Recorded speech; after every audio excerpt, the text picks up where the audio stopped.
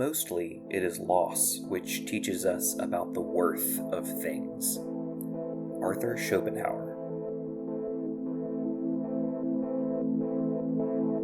Bending Not Breaking, The Dragon Prince Edition, Season 3, Episode 7, Hearts of Cinder.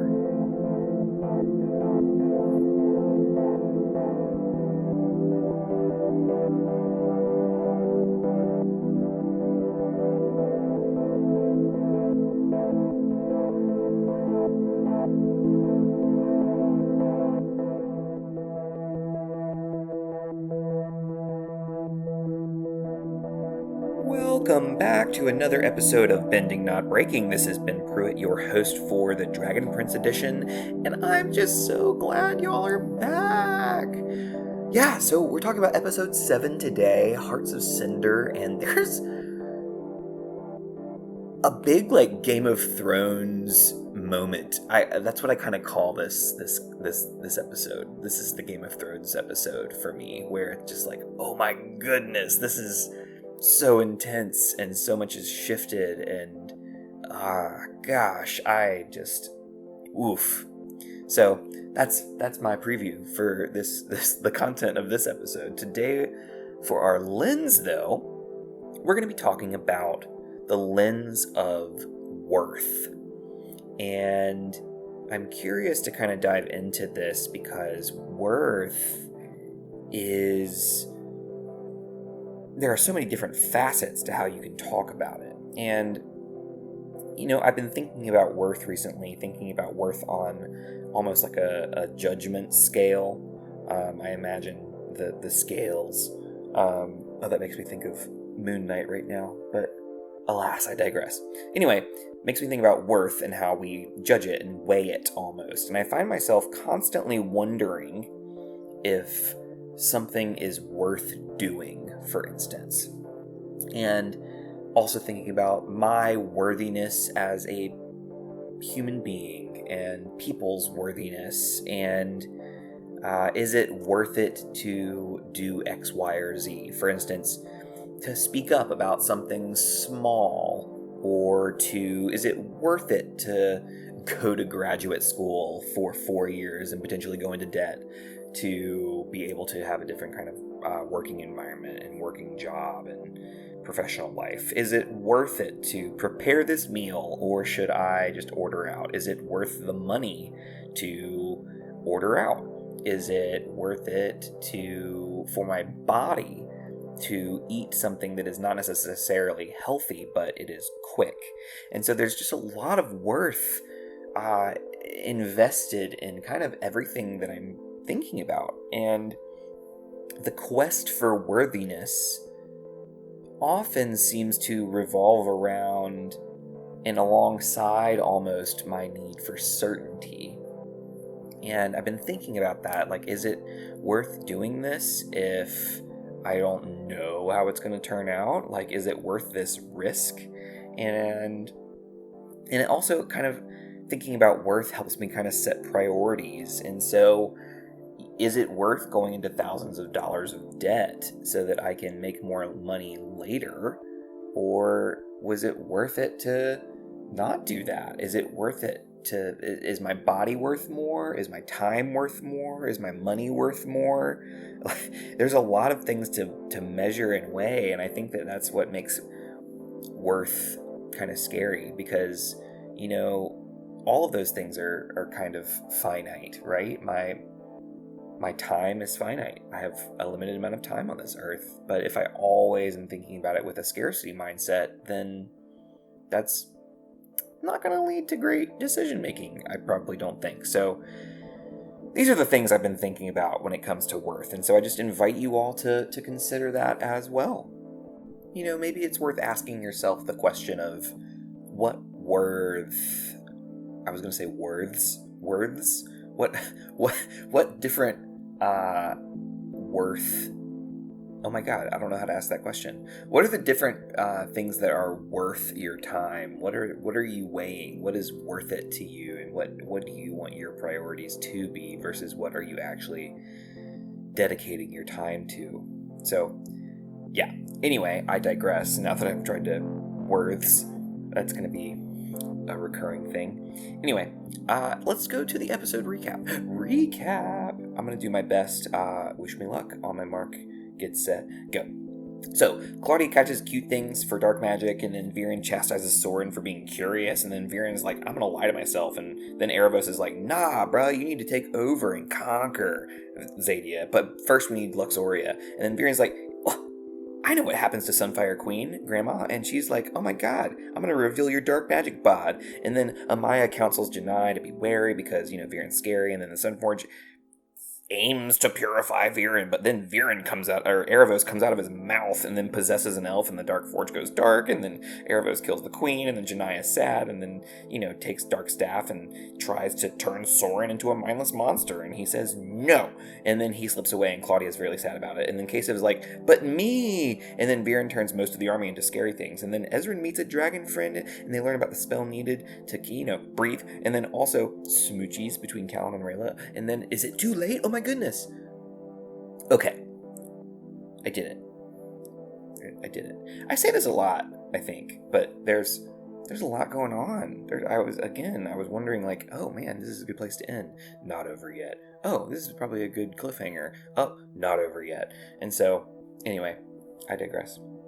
It's time for our top 5 moments of worth in this episode. First one that I would like to talk about is Viren. And I'm kind of teetering around several things with Viren in this one, but just thinking about the worth of human life is something that I'm curious about here. Viren makes a lot of decisions that are super questionable in this episode, but also some decisions that show that he's clearly thinking about what's worth it and what's not. So is it worth trading humanity for so many of the noble reasons that he suggests? Like, oh, I want, humanity to thrive and prosper and be safe. And, it all boils down to, in order to do that, I have to conquer Zadia. And it seems like he's lying to himself. He's like, no, this is for good reasons. And Erebus is like, yeah, but you're still gonna conquer Zadia, right? And Viren's like, yes, fine. And he seems like reluctant to admit it. And I'm just curious why he's not owning that. And I don't know. I don't know why that is, but I'm definitely curious about it. But with this in mind, I'm thinking about like the sanctity of life and what he's willing to pay in order to, have this quote noble aspiration of humanity thriving. Because this whole army, he's not willing to risk them in direct conflict with Luxoria, right? He and Erebos have this little conversation, and Erebos is like, I'm efficient. I'm only going to waste and risk one life. And Viren's quick to catch on. He's like, mine. And he's willing to do it. So he's willing to risk his own life for this cause. But then we see also later that he is very willing to risk the entire army's lives and change them into, fire monster people. And it's interesting here because he's clearly thinking about it. So he's willing to risk it, but also not willing to risk it if he thinks he'll lose. And so I find that really interesting and scary in a way. And it's also interesting because he's willing to risk Soren's life here, right? We see in a lot of previous episodes his preference for Claudia and his need for Claudia later, as Erebos has kind of suggested. But for Soren, he's just a, pawn. What would have been another mindless monster, essentially. And I just find that really tragic that he would do that to his own son. So thinking about what's worth it here thinking about means to ends, an ethical question of, are the means worth it to get to the ends? And sometimes that's a squirmy question for me. So I don't know that it's worth losing all of these lives for, and they lose, but like, even if they did win, I'm not sure it's worth it, because then we have someone who's really scary in power, and we all know how that works. So, okay, my second worth moment or person is Soren. So I'm going to talk about Soren because Soren just grows and grows in my heart, and I just love Soren. And I think what leads Soren to leave is the internal monologue of I am worth more than this. I am worth more than this. And he stands up for himself, and he knows he's worthy of more, and this is what gives him the capacity, the ability to leave. And this conversation that he has with Claudia is just heart-wrenching because he knows how tough it is, and he knows how alluring Viren is, and he's finally in a place where he can say no. And he also sees that Claudia isn't in a place to do that, and so he kind of gives her the grace and says, listen, you can stay, but I have to go. And I have mixed feelings on this, and I haven't quite really processed it. Like, what are your thoughts on his not pushing harder for Claudia to come with him? For not urging her to leave this abuse? Because Soren says that. Soren's like, you don't have to be a part of this anymore. You can leave with me. And I find that to be really beautiful, that he has found this boundary within himself of like, I'm not, this isn't worth it for me anymore. I'm worth more than this. And Claudia has not. And it makes me sad. And anyway, I would love to hear your thoughts on this. Send us a DM, tweet at us, like find us in the Facebook group. I would love to hear more on this because I don't know that I understand the situation as well as I'd like. Okay, for my third moment, I would like to talk about Amaya and Queen Kessa. So, one is thinking about worth from an overestimation and one from an underestimation. So, Queen Kessa is underestimating Viren's ability and who Viren is and what he's capable of, and also an overestimation of the Sunforge. And on the other hand, Amaya has a pretty good understanding of Viren and no real knowledge of the Sunforge, so there's not much trust in it.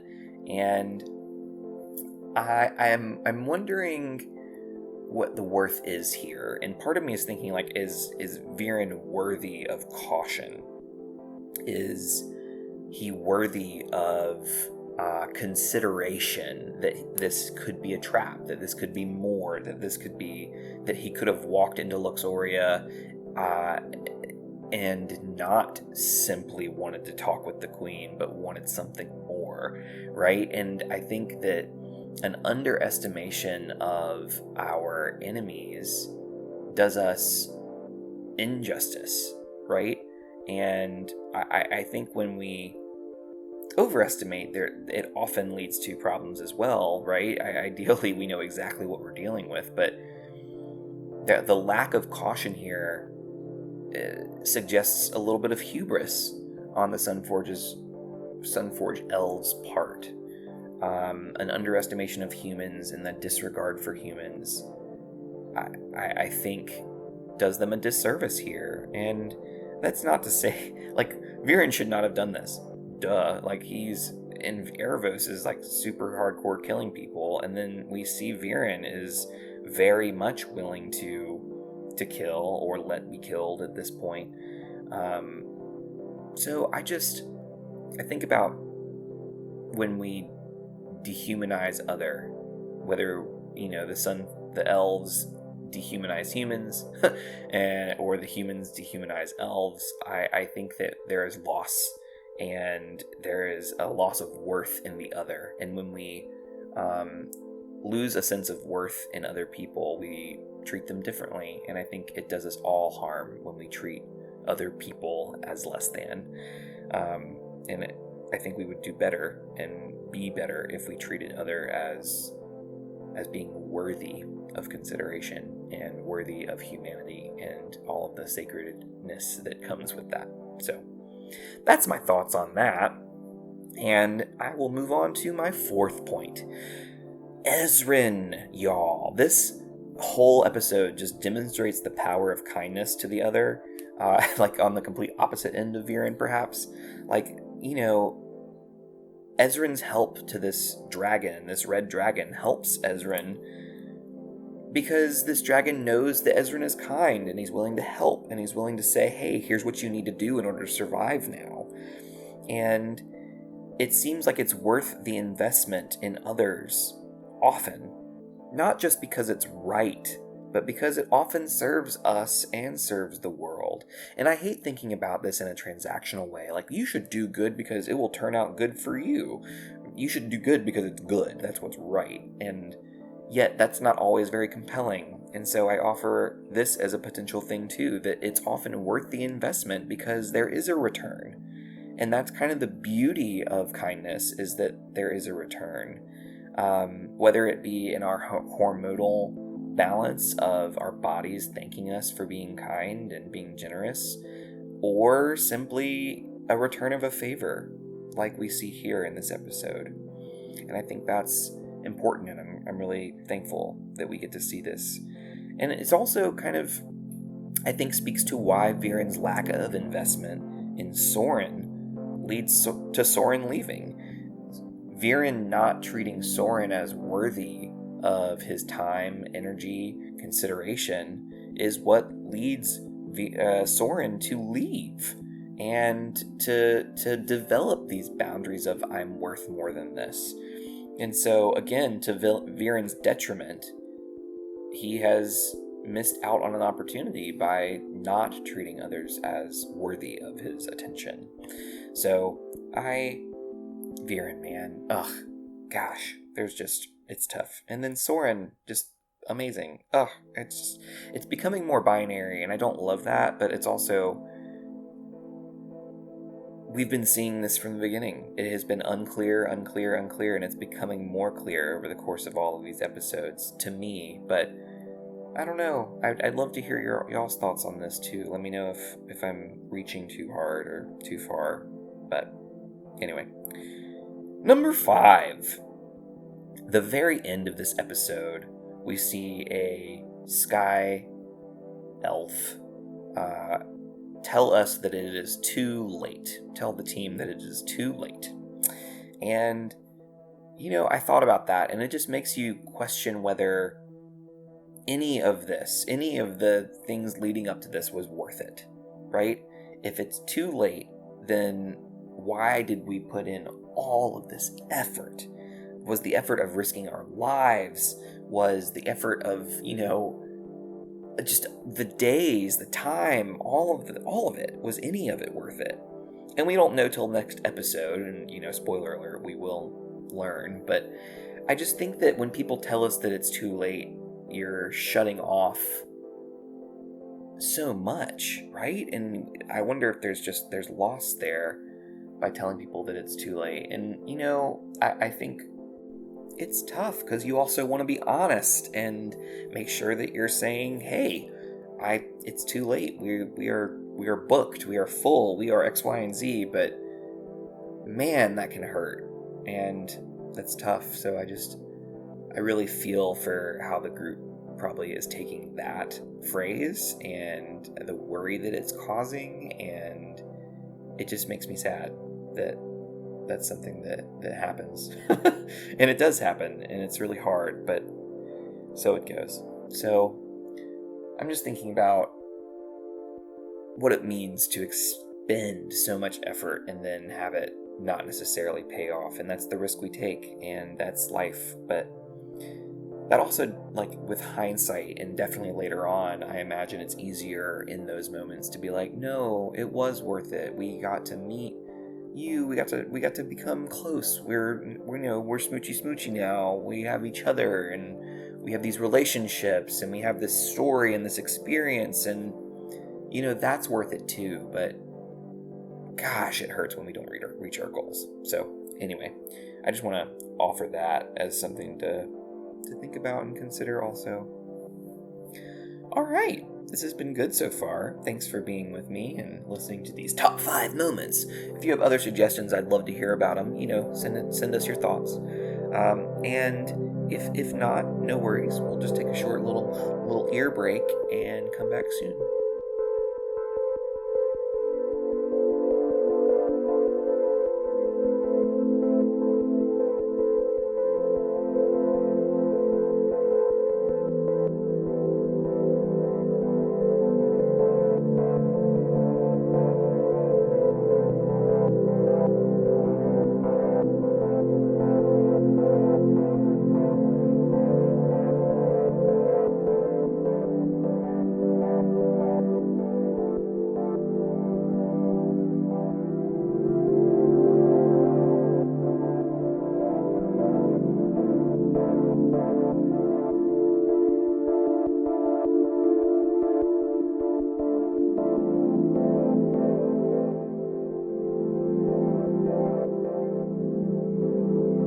Welcome back. It's time for our next segment. Our next segment is the Lens MVP.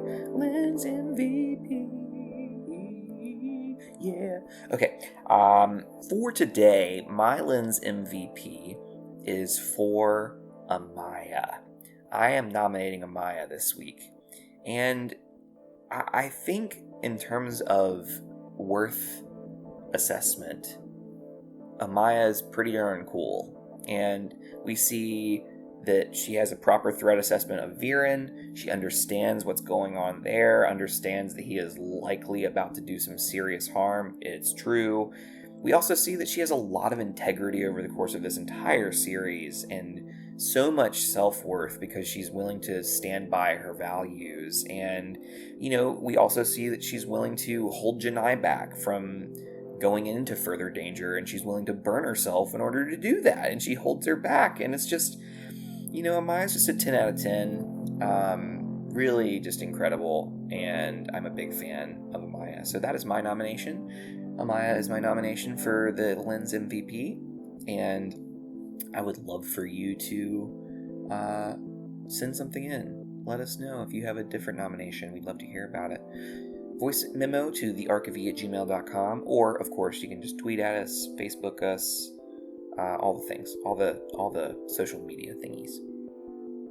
And for our last segment on gratitude for Hearts of Cinder, the episode Hearts of Cinders, season 3, episode 7.